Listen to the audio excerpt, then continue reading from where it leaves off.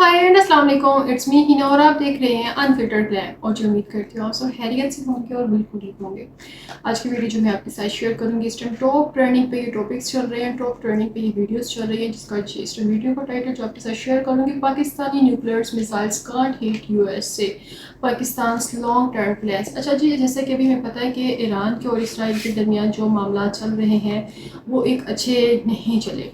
और उसी दौरान में जब इसराइल के जो प्रेसिडेंट हैं उन्होंने कहा था कि जो कंडीशंस मैं ईरान की करने जा रहा हूँ, ईरान के बाद जो नंबर आएगा वो पाकिस्तान का आएगा, क्योंकि पाकिस्तान के पास भी न्यूक्लियर पावर्स हैं। और इसी से रेलिवेंट उनके कुछ पाकिस्तान को लेके भी मामला कुछ अच्छे नहीं है। तो आज जो न्यूज़ आ रही है वो उसी से रेलिवेंट है। इस न्यूज़ को भी देखते हैं कि पाकिस्तान की जो पावर्स हैं वो क्या है, किस मुतालिक की बात करना चाह रहे हैं, क्या ये चीज़ मज़ीद पाकिस्तान के लिए आने वाले दिनों में नुकसानदायक साबित होगी। सब बहुत सारी डिटेलिंग वीडियोस मिलेंगी, ये इस वीडियो में देखने के लिए मिलेंगी। बट जी आपसे रिक्वेस्ट है, अगर आपने मेरे चैनल को सब्सक्राइब नहीं किया तो करें, चैनल को सब्सक्राइब कर लें और वीडियो स्टार्ट कर दें स्ट्रेट अवे। कैरियर 24/7 से वीडियो ली गई है। नमस्कार, वेलकम टू करियर 247। मैं हूं प्रशांत धवन और इस वीडियो में एक बहुत ही इंपॉर्टेंट टॉपिक हम कवर करेंगे। रिसेंटली आपने ऐसे आर्टिकल्स बहुत सारे देखे होंगे, नहीं देखे तो मैं आपको दिखा देता हूं, जहां पर यह लिखा है कि पाकिस्तान डेवलप कर रहा है ICBM inter continental ballistic missiles जो यूनाइटेड स्टेट्स ऑफ अमेरिका तक पहुंच सकते हैं।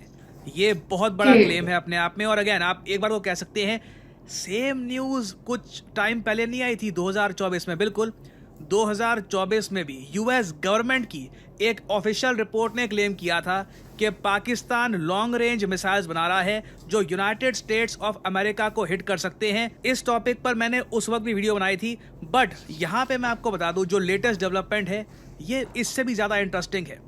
यूएस मीडिया ने, प्राइमरली यहाँ पर मैं कहूँगा फॉरेन अफेयर्स मैगजीन ने, जो बहुत अच्छे डिटेल्ड एसेज और रिसर्च पेपर्स पब्लिश करती है ऑन जियोपॉलिटिक्स, इन्होंने बहुत ही इंपॉर्टेंट एक आर्टिकल पब्लिश किया जहां पर यह लिखा है how to survive the new nuclear age. इसमें बताया गया है कि यूएस इंटेलिजेंस इनपुट ये बता रही है आज के समय कि ऑपरेशन सिंदूर के बाद पाकिस्तान ने दृढ़ निश्चय से अब डिसाइड कर लिया है कि चाइना की इनडायरेक्ट हेल्प इनको मिलेगी और ये बिल्कुल लॉन्ग रेंज वेपन्स बनाएंगे जो यूनाइटेड स्टेट्स ऑफ अमेरिका तक पहुंच पाए। नाउ अगेन ये जो मैं आपको बात बता रहा हूँ ये एक इंडियन रिपोर्ट नहीं है, ये एक यूएस बेस्ड न्यूज आउटलेट है फॉरेन अफेयर्स जो प्राइमरली जियोपॉलिटिक्स और इंटरनेशनल अफेयर्स पे ही फोकस करते हैं। इन लोगों ने अपनी रिपोर्ट में लिखा क्या है ये जानकर you will be shocked. Now जो ये पूरा आर्टिकल है, जो ये पूरी रिपोर्ट है अपने आप में how to survive a nuclear age, इसमें उन्होंने Chinese nuclear weapons, Indian nuclear weapons सब के बारे में बात बोली है। वो सब मैं कवर करूंगा तो कई घंटे की वीडियो हो जाएगी, बट मैं यहाँ पे प्राइमरली फोकस करना चाहता हूँ कि पाकिस्तान के लॉन्ग रेंज वेपन्स के बारे में यहाँ क्या लिखा है। ये लोग यहाँ पर कहते हैं कि यूएस के लिए एक बहुत बड़ा थ्रेट आता है फ्रॉम पाकिस्तान। जी हाँ, ये बात ओपनली यहाँ पर लिखी गई है। हालांकि पाकिस्तान क्लेम करता है कि इनका न्यूक्लियर प्रोग्राम सिर्फ भारत को रोकने के लिए बनाया है, भारत को नुकसान पहुंचाने के लिए बनाया है, मगर US intelligence agencies have concluded, ये यूएस इंटेलिजेंस इनपुट से हमको पता लगा है कि पाकिस्तानी मिलिट्री डेवलप कर रही है इंटर कॉन्टिनेंटल बैलिस्टिक मिसाइल जो बिल्कुल continental United states of America तक पहुंच सकता है। मतलब हम यहाँ पे गुआम या हवाई की बात नहीं कर रहे, प्रॉपर जो मेनलैंड यूएस है वहां पे उसकी हम बात कर रहे हैं। इन एक्वायरिंग सच कैपेबिलिटी पाकिस्तान एक्चुअली यूएस को रोकना चाहता है ताकि यूएस जो अभी रिसेंटली ईरान को टारगेट कर रहा था उसी तरीके से किसी दिन पाकिस्तान को टारगेट करना ना स्टार्ट कर दे। मैंने आपको एक पुरानी वीडियो में दिखाया था जहां पे बेंजामिन नेतन्याहू ने ओपनली ये कहा था कि कभी भी ये नहीं चाहते कि इनके लिए पहला टारगेट है ईरान, उसके बाद सेकेंड थ्रेट है पाकिस्तान। फिर उन्होंने कहा कि पाकिस्तान जो तालिबान के अंडर आता है। नाउ अगेन मान लीजिए पाकिस्तान में कल को कोई इमरान खान जैसा लीडर फिर से आ जाता है जो बहुत ज्यादा एंटी यूएस है और इस बार पाकिस्तान की जनता उसको कंप्लीटली सपोर्ट कर रही है, उसके लिए जान देने को तैयार है, वो कह रहे हैं कि इसको नहीं हम मरने देंगे। उस केस में पाकिस्तान के पास सरवाइव करने का कुछ मेथड होना चाहिए, कुछ यूएसए को डराने का भी तरीका होना चाहिए, क्योंकि इन्होंने ऑपरेशन सिंदूर और अभी जो रिसेंटली ईरान पर B-2 बॉम्बर्स का हमला हुआ है उससे पाकिस्तान ने यह समझ लिया है कि जब तक continental United states of America तक इनके मिसाइल नहीं पहुंचेंगे तब तक यूएस में एक डर नहीं बैठेगा। यूएस इस टाइप के अटैक जो उन्होंने किए थे ऑन ईरान, नॉर्थ कोरिया पे क्यों नहीं करता? क्योंकि नॉर्थ कोरिया ने ऐसे मिसाइल्स भी डेवलप कर रखे हैं जो डायरेक्टली अमेरिकन शहरों तक पहुंच सकते हैं। तो यहाँ पर यही बात लिखी है, पाकिस्तान की कोशिश ये है कि यह यूएसए को रोके ताकि यूएस कल को पाकिस्तान का न्यूक्लियर आर्सेनल डिस्ट्रॉय ना कर सके। या फिर एक और बात इन्होंने यहाँ पर ऐड करी है, और intervening on India's behalf in A future India Pakistan conflict. बहुत बड़ी बात है, पाकिस्तान में जो पॉलिसी मेकर्स हैं वो अनुमान ये लगाकर चल रहे हैं कि इंडिया यूएस की पार्टनरशिप बढ़ती रहेगी। अगेन डोनाल्ड ट्रंप के मुंह से कल क्या निकलता है, मैं इसलिए बोलता हूँ ही इज़ अनस्टेबल, क्योंकि वो कुछ भी बोल दे, वी नेवर नो, ठीक है। बट मैं ओवरऑल यूएस पॉलिसी की बात करूँ, वहाँ पे यूएस के लिए इंडिया की इंपॉर्टेंस बढ़ने ही वाली है इन द फ्यूचर। और पाकिस्तान ने जो जियो पॉलिटिकल कैलकुलेशन करी है वो ये है कि कल को हो सकता है कि इंडिया इतना ज़्यादा इंपॉर्टेंट हो जाए यूएसए के लिए कि अगली जो मेजर इंडिया पाकिस्तान कॉन्फ्लिक्ट होगी उसमें यूएस इंटरवेंशन ना कर दे इंडिया के बिहाफ पर, जैसे यूएस करता है इजराइल के लिए कि मिलिट्री सपोर्ट पकड़ा दिया, वैसा यूएस ना करे। इसके लिए यूएस को भी एक वार्निंग वहां पे होनी चाहिए कि इंडिया की सपोर्ट करी तो आप पे मिसाइल हम मार सकते हैं। अगेन ये मेरे शब्द नहीं है, ये यूएस इंटेलिजेंस एजेंसीज का इनपुट है जो रिपोर्ट किया जा रहा है यूएस न्यूज आउटलेट्स द्वारा। आगे यहाँ पर ये भी कहते हैं, रिगार्डलेस यूएस ऑफिशियल्स ने यह भी नोट किया है कि अगर Pakistan ICBM inter continental ballistic missile इनके पास अगर आ जाता है तो वॉशिंगटन डीसी इमीडिएटली पाकिस्तान को ट्रीट करेगा एज ए न्यूक्लियर एडवर्सरी, क्योंकि यूएसए ने साफ साफ एक पॉलिसी ये बना रखी है कि कोई भी देश जिसके पास ऐसे इंटर कॉन्टिनेंटल बैलिस्टिक मिसाइल्स हैं जो यूएसए को कर सकते हैं टारगेट, वो देश यूएसए का परमानेंट फ्रेंड, जैसे कि यूके है, फ्रांस है, वो नहीं हो सकता। अब एक बार को यहाँ पे आप कह सकते हैं मगर फ्रांस और यूके के पास डेफिनेटली ऐसे मिसाइल्स होंगे जो यूएस को हिट कर सकते हैं, बट अगेन वो अलग एक वहाँ पे इक्वेशन आती है, वो नेटो का पार्ट है, रिलेशंस इन सब कंट्रीज के काफ़ी स्ट्रांग है आपस में। और अब आप समझ रहे होंगे कि इंडियन न्यूज़ आउटलेट्स इस न्यूज़ को इतना ज़्यादा एक्सटेंसिवली क्यों कवर कर रहे हैं।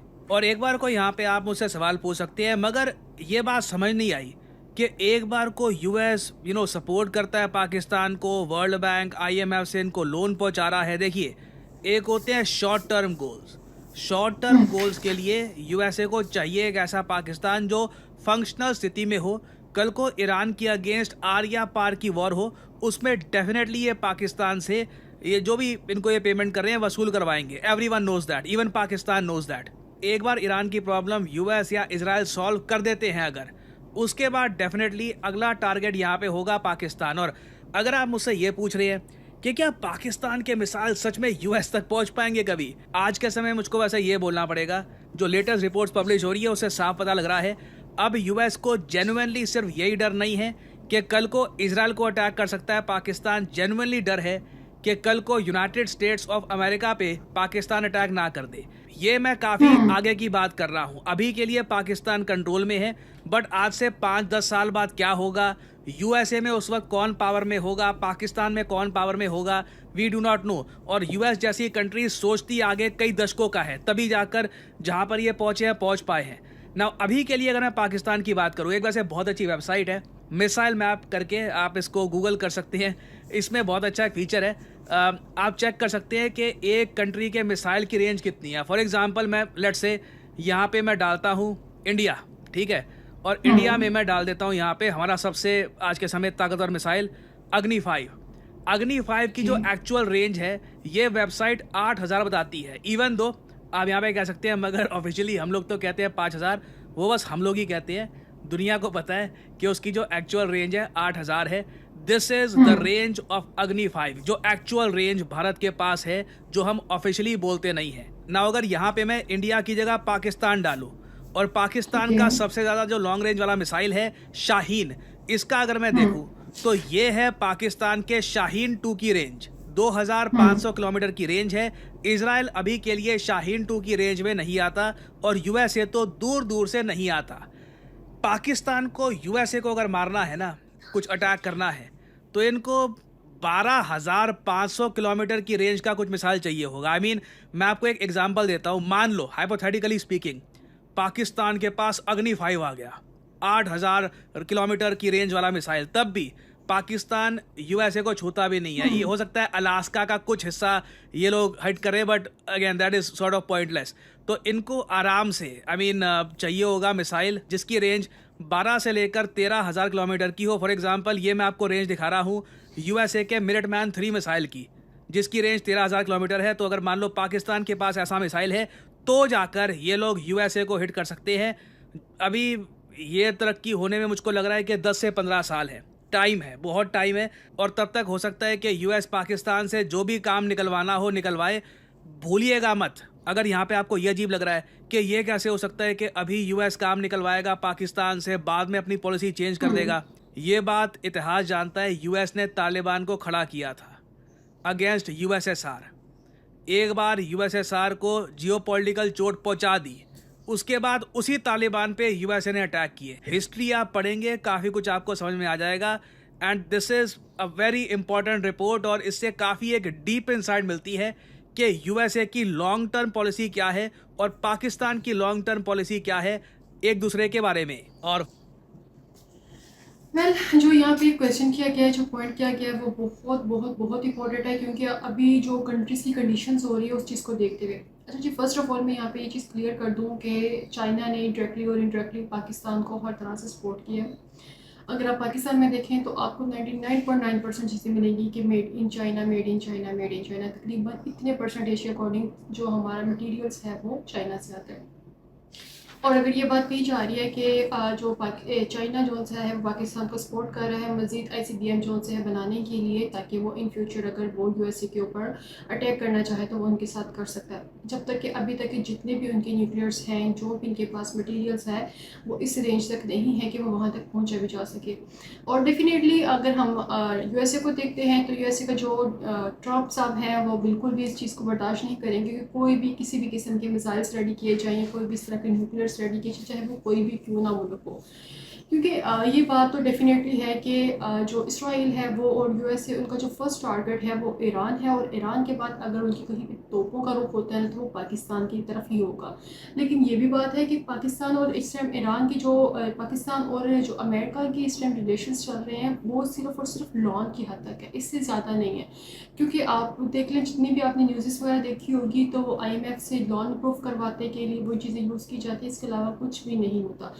अगर दूसरी साइड पे बात की जाए तो इंडिया और अमेरिका के रिलेशंस बहुत अच्छे हैं, एज अ फ्रेंड्स कंसिडर किए जाते हैं दोनों मुल्कों के प्राइम मिनिस्टर्स को।